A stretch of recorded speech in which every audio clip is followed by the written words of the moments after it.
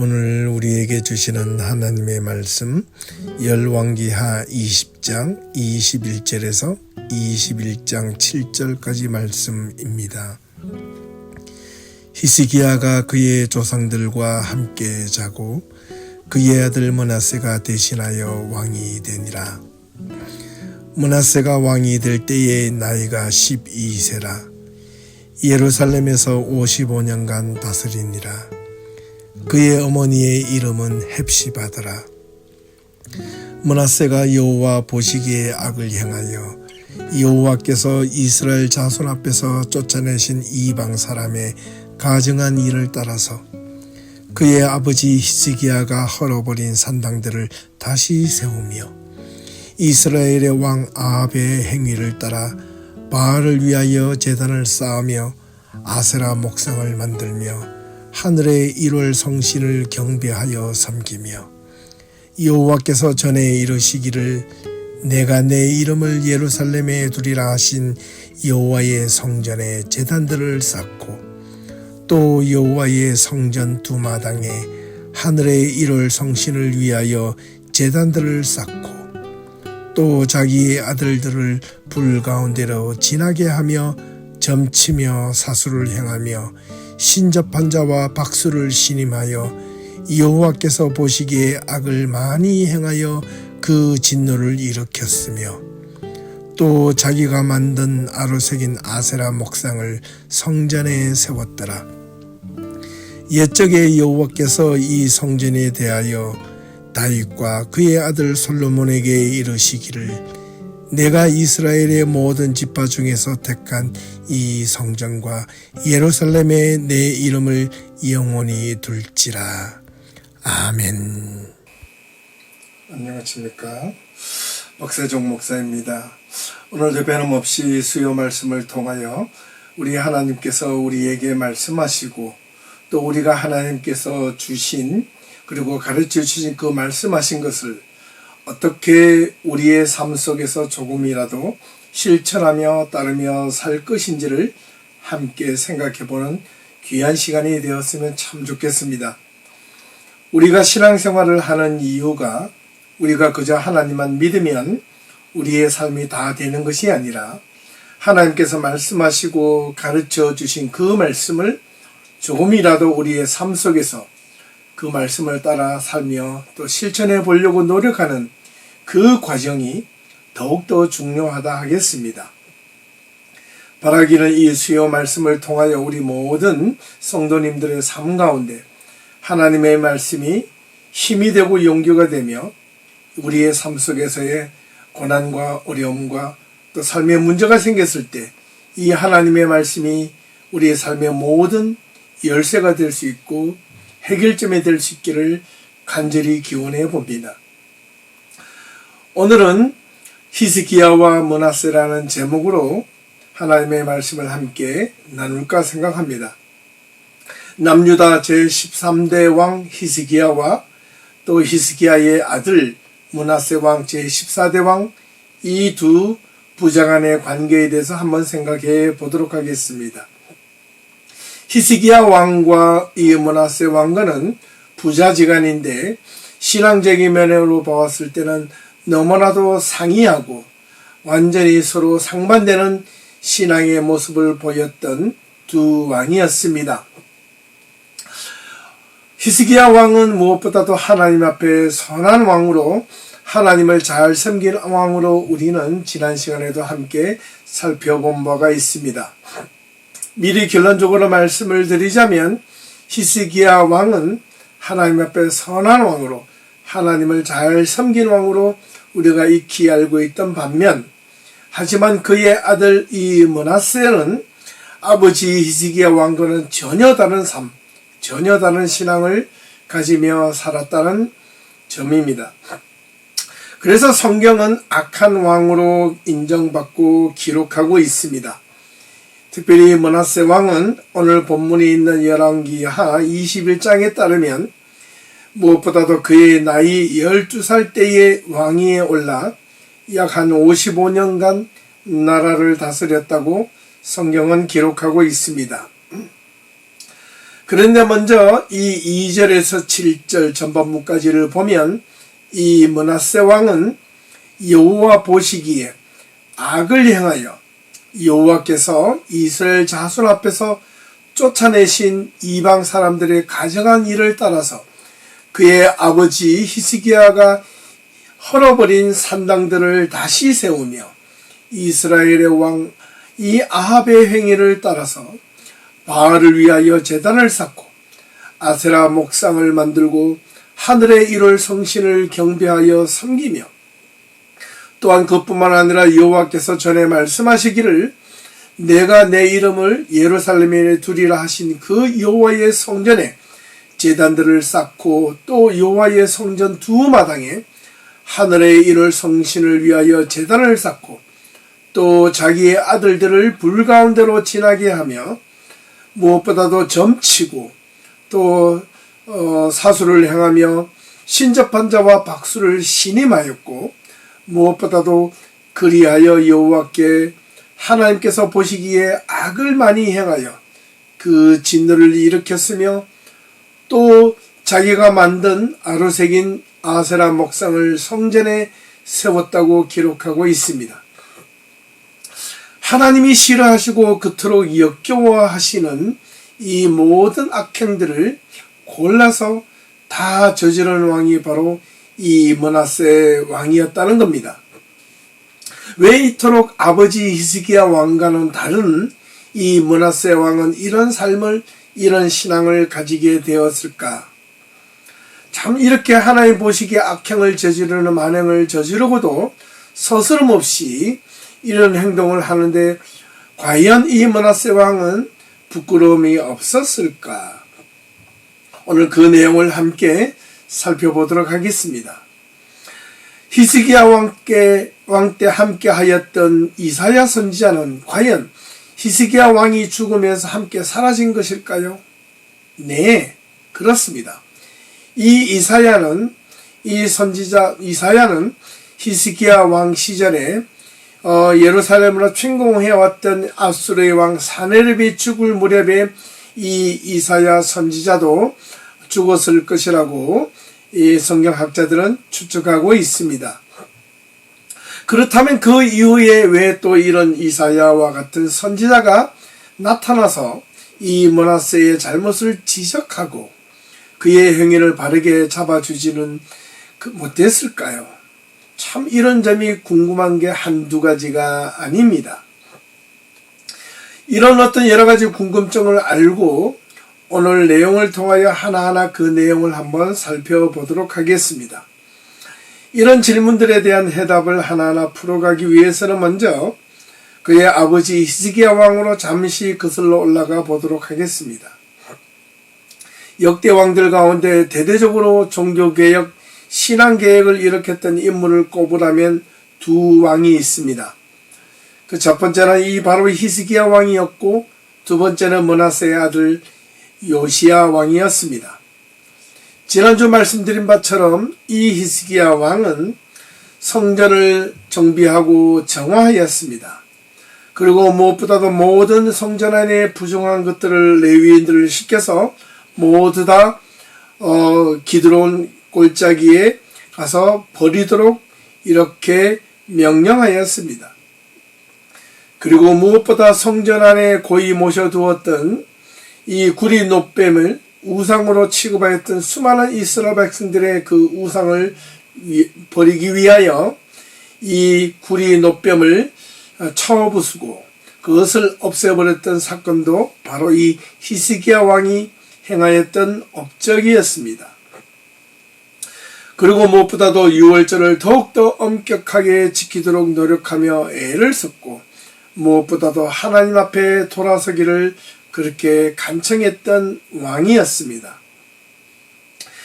이토록 누구보다도 신앙개혁에 앞장서서 힘을 썼던 이 히스기야 왕에게도 치명적인 약점이 있었습니다. 히스기야 왕이 죽게 되었다가 하나님의 은혜로 곧 다시 살아나게 되었습니다. 하지만 이 히스기야 왕이 병이 들었다는 소식을 들은 이 바벨론 왕 브로닥 발라단이 사신을 보내어서 그의 직접적인 편지와 예물을 이 히스기야 왕에게 보내주었던 것입니다. 이때 이 히스기야 왕이 다시 살아나게 되었고, 이 바벨론 왕 이 브로닥 발라단이 보낸 사신을 접견하면서 자신이 아직까지 건장함을 보여주기 위하여 자신이 가지고 있던 내탕고에 있는 모든 왕궁의 보물들과 그리고 병기들과 모든 것들을 아낌없이 이 바벨론의 사신들에게 보여주었다는 사실입니다. 이 사실을 알았던 이 이사야 선지자가 바로 이 히스기야 왕에게 이렇게 예언을 합니다. 히스기야의 후손이 훗날 바벨론으로 잡혀가서 그곳에서 환난이 될 것이라는 예언을 하였습니다. 이 정도 되면 히스기야가 좀 더 마음을 돌이켜먹고 하나님 앞에 회개하였으면 좀 더 낫지 않았을까라는 생각을 해보게 됩니다.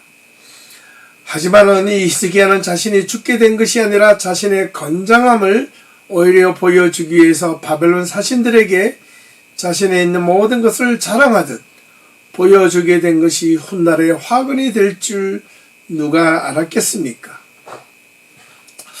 그런데 이 히스기야 시대에서 또 한 번 우리가 간과한 시점이 한 가지가 더 있습니다.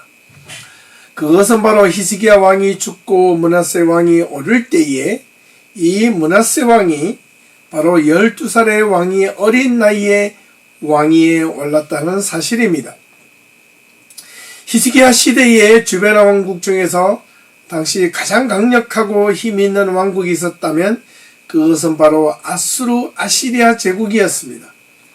이 아수르 왕국은 북이스라엘을 멸망시킨 당시에 가장 강력했던 왕국이었습니다. 또한 더불어 예루살렘으로 침공하러 왔다가 중도에 포기하고 돌아가던 중 그 당시 아수르 왕이었던 사네립이 니느웨 니스록 신전에서 경배하다가 그의 부하였던 아드람멜렉과 사레살에 의해서 암살당하고 그만 죽임을 당하고 맙니다. 그리하여 그의 아들 엘살하돈이 그의 뒤를 이어서 왕위에 오르게 되었습니다. 그런데 이렇게 쿠데타가 일어난 것처럼 이 아수르 왕국이 아마 힘이 없어서 다시 쇠약해진 것이 아니라 더 강력해진 왕국이 되었다는 사실입니다.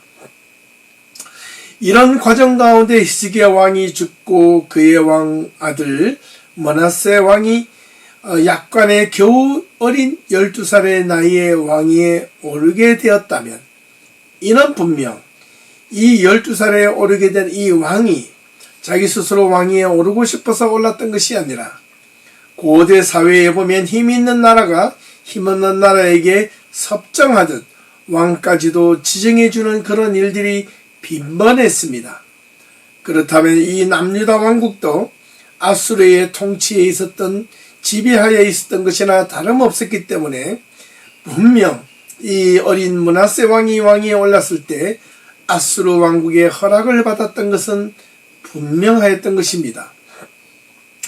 이 히스기야 왕이 살아있을 때 이 바벨론 왕이 과의 관계를 친근하게 가지려고 애를 썼다는 점을 이 바벨론 사실이 히스기야 왕이 죽었을 때 편지까지 보내고 예물을 보냈던 사실로 보면 익히 알 수 있습니다. 왜 그랬을까요? 이 당시 바벨론 왕국은 아수르 왕국보다 그렇게 힘이 있었던 왕국은 아니었습니다. 그런데 왜 이 남유다 히스기야 왕이 바벨론 왕국과 친하려고 노력을 했을까? 그것은 다름 아닌 이 아수르 왕국이 이 유다를 침공하려 했기 때문입니다. 그런데도 불구하고 이 히스기야 왕은 바벨론 왕과 친하여서 동맹을 맺으려 했던 것은 아니었을까? 그런데 그만 히스기야 왕이 죽고 맙니다. 이 사실을 알았던 이 아수르 왕국은 아마 이 사실을 알았더라면 남유다 왕국을 그냥 마음대로 내버려 두지는 않았을 것입니다. 그렇게 하여 이 왕을 세운 자가 바로 그의 아들 므낫세 왕이었다는 사실입니다. 그리하여 이 므낫세 왕은 어쩔 수 없이 어린 나이에 아시리아의 요구에 또한 여러 가지로 응할 수밖에 없었을 것입니다. 기록에 의하면 그가 왕위에 있던 때에 이집트의 왕도 이 아시리아 허락하에 제26대 왕이 세워지기도 했다는 기록이 있습니다. 그렇다면 이 이집트 왕국보다 훨씬 적은 이 유다를 비롯한 그 주변의 모든 지역에 있는 나라들은 분명 이 아시리아의 왕국의 지배하에 있었다는 것은 틀림없는 사실일 것입니다. 사실 이 고고학적으로 보기에 이 므낫세 왕이 통치하였던 이 시기가 과연 이 구약 성경에서 열왕기하와 역대하에서 기록한 것처럼 과연 이 므낫세 왕이 정말로 잘못하였다고 말하기에는 사실 약간의 어려움을 발견하게 됩니다. 왜냐하면 히스기야 시절에 사내립에 의해서 망가졌던 이 지역이 이 므낫세 왕 때에 다시 온전하게 복구가 되었기 때문입니다. 이 므낫세 왕 시절에 또 그 파괴된 지역들을 다시 온전하게 다 복구하였고 그 지역에 떠나갔던 인구들 사람들도 다시 모여들어서 그 이스라엘 백성들이 잘 정착하고 있었다는 점입니다. 이런 면에 봤을 때 이 므낫세 왕은 비록 어린 나이에 왕위에 올랐지만은 그가 이 남유다를 위하여 얼마나 나름대로 고민하며 나라를 바르게 세우려고 했던지는 그 역사적 근거에 의해서 또한 다른 방면으로 찾아볼 수 있다는 것을 우리는 기억해야만 하겠습니다. 그리고 이 무엇보다도 이 아시리아 비문에 보면 유다왕 므낫세는 아시리아에게 충실하게 조공을 바치는 왕으로 그려지고 있습니다.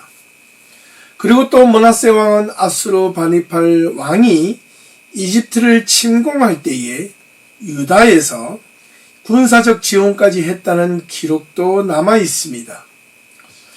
이처럼 사실 고대 사회에서의 전쟁은 비록 또한 사람들이 전쟁을 하지만은 실제로는 그들의 이게 있어서는 신들의 전쟁으로 보았습니다. 그렇기 때문에 전쟁에서 패한 나라들은 전쟁에서 승리한 나라의 신을 섬겨야 했기 때문입니다.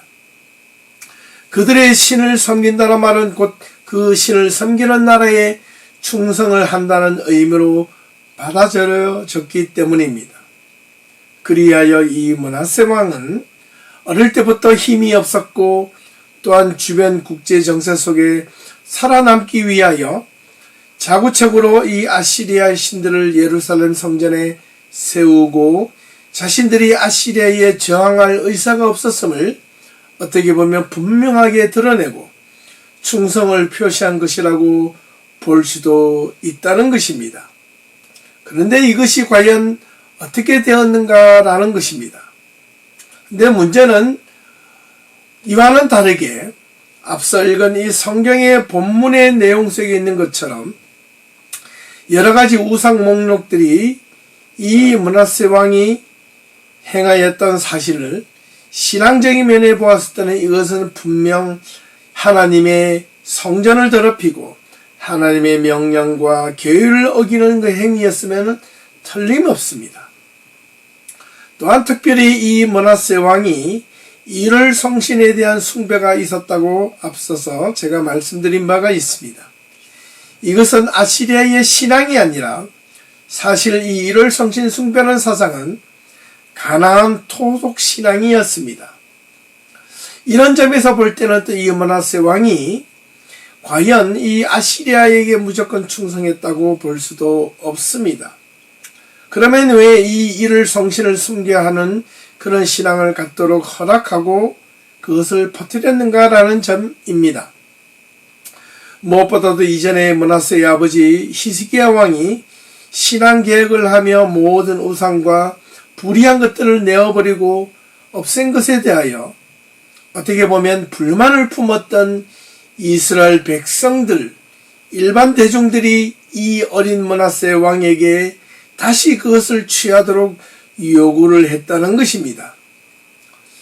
그렇고 보면 이 내부적으로 국내적으로도 이스라엘 백성들이 이 어린 므낫세 왕을 향하여 반란이나 반역을 일으킬까봐 이 이스라엘 백성들의 한면에 여호와 하나님을 섬기고 있었지만 또 다른 마음으로 가나안 땅에 정착하며 살고 있었던 이 이스라엘 백성들의 또 다른 마음에서는 이런 일월 성신을 통하여 그들이 살고 먹어야 했던 농사를 짓는데 모든 것에 신이었던 그 일월 성신을 섬겨야 했던 것은 아니었을까. 그것을 므낫세 왕은 다시 허락을 해 줄 수밖에 없었다는 것입니다.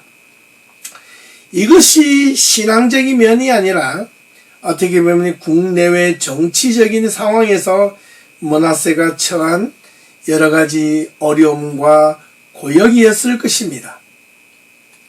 이 어린 므낫세 왕은 왕위에 오른 직후부터 어쩌면 위로 아래로부터 그렇게 눈치를 보며 자신의 왕위를 지켜야만 했는지도 모릅니다.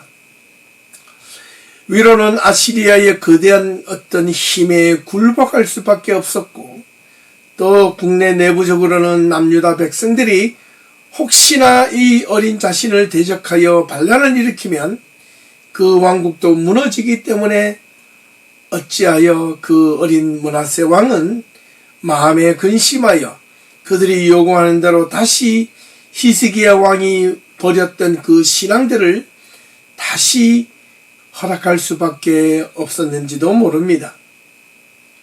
그런데 이러한 사실이 신앙적인 측면에서 사실은 정반대의 것이었고, 정반대의 길을 걸었던 이 므낫세 왕은 성경은 악한 왕으로, 또는 가장 남유다에서 악한 왕으로 기록되고 있었다는 것입니다. 그래서인가요? 이 역대하 33장 11절에서 17절 내용을 보면 이 므낫세 왕은 아수르 군대가 다시 쳐들어와 붙잡혀 쇠사슬로 묶여 바벨론으로 끌려가는 고초를 당합니다. 그리고 다시 돌아왔을 때에 이 므낫세 왕은 과거에 자신이 행하였던 모든 신앙적인 불의에 대하여 하나님 앞에 회개하며 잘못을 뉘우치는 장면이 나옵니다.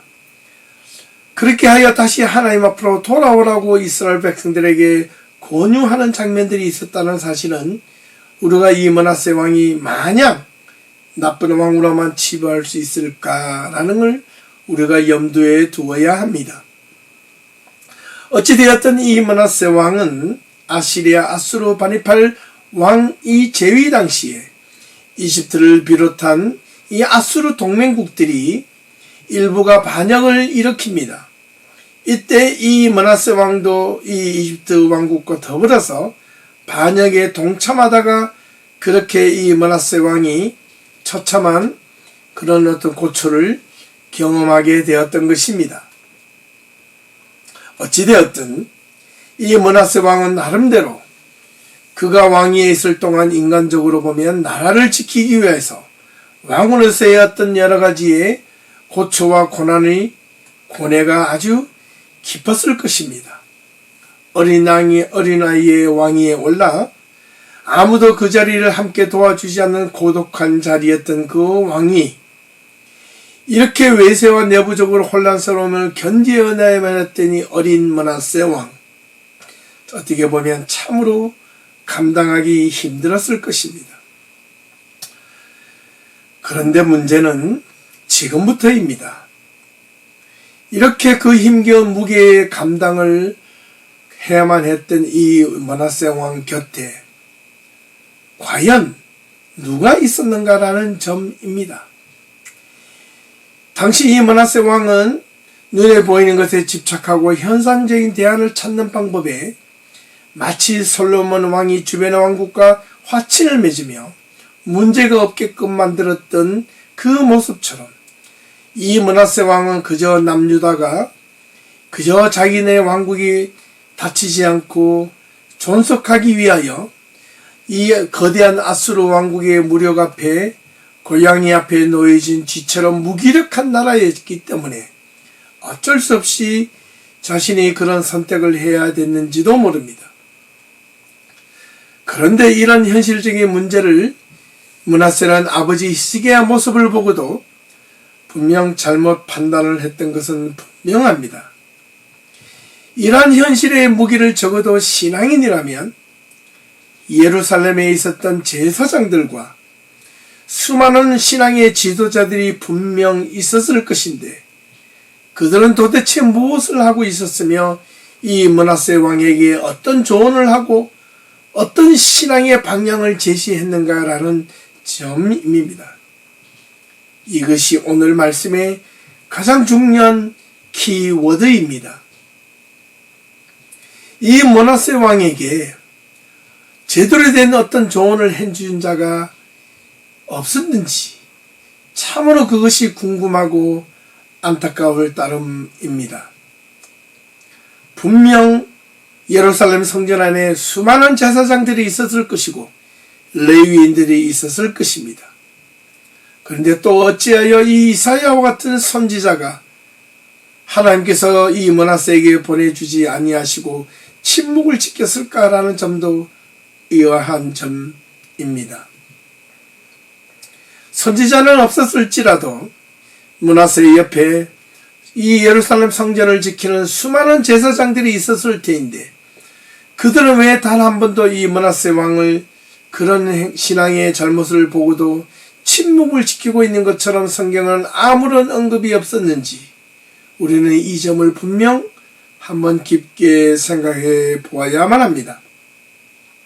올바른 신앙의 조언을 해 주었더라면 이 므낫세 왕은 어쩌면 이렇게 하나님 보시기에 나쁜 길로 들어서지 않았을지도 모르겠다는 생각을 저는 이 성경을 보면서 결코 지을 수가 없습니다.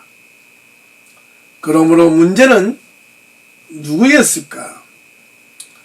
분명 여러 가지 이유가 있겠지만은 저는 무엇보다도 하나님 앞에 악한 행동을 하였던 이 므낫세 왕이 잘못보다는 그 옆을 지켰던 예루살렘 성전을 지켰던 종교 지도자들의 문제가 더 컸다고 저는 분명 생각합니다.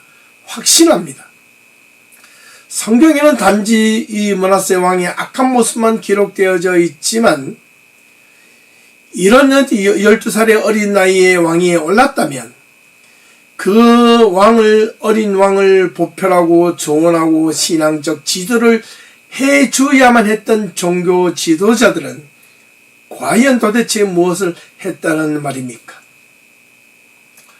그가 어린 나이서부터 혼자 고집부리며 우상을 섬기도록 과연 그렇게 명령하지는 않았을 텐데 말입니다. 아니면 오히려 주변의 신하들과 제사장들이 그들의 이권과 탐욕 때문에 므낫세 왕이 잘못된 길로 들어서게끔 오히려 부추기지는 않았을까라는 그런 생각도 가져보게 됩니다. 사랑하는 성도 여러분, 여러분의 신앙, 여러분의 믿음이 올바른지 아닌지를 알려면 여러분을 향하여 말씀을 선포하는 신앙의 지도자가 무엇을 말씀하고 무엇을 선포하는지, 무엇을 과연 전하고 싶은지 그것을 분명히 아셔야만 합니다. 그저 좋은 말, 듣기 좋은 말, 위로가 되는 말, 아무런 죄책감도 없이 신앙을 안에서 그저 신앙을 대충 신앙생활해도 오케이, 좀 못해도 오케이, 잘해도 오케이, 그저 물에 물 탄 듯 신앙생활해도 아무런 문제가 없다는 듯이 그저 교회만 와주면 감사하다는 식으로 그렇게 신앙을 지도하는 여러분의 신앙의 지도자라면 빨리 그 교회를 떠나셔야만 합니다.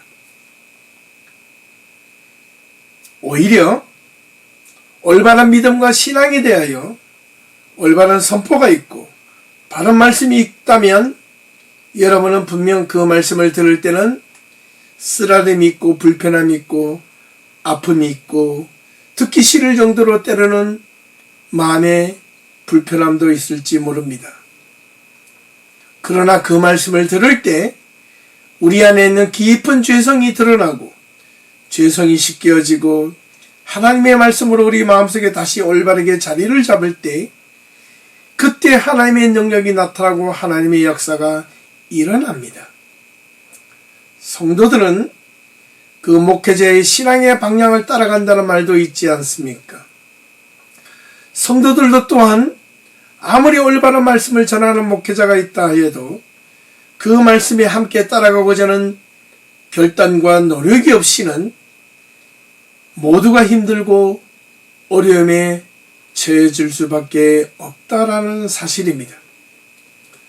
저는 오늘 이 히스기야 왕과 므낫세 왕을 비교해 보면서 이 므낫세 왕은 성경에 기록하기를 그저 악한 왕으로만 기록되어져 있지만 저는 그 이면을 좀 더 깊숙이 들여다보면 악한 왕으로 만들었던 이 종교 지도자 제사장들과 사두개인과 바리새인들 이 수많은 이 종교 지도자들이 잘못이 더 컸다고 저는 확신합니다.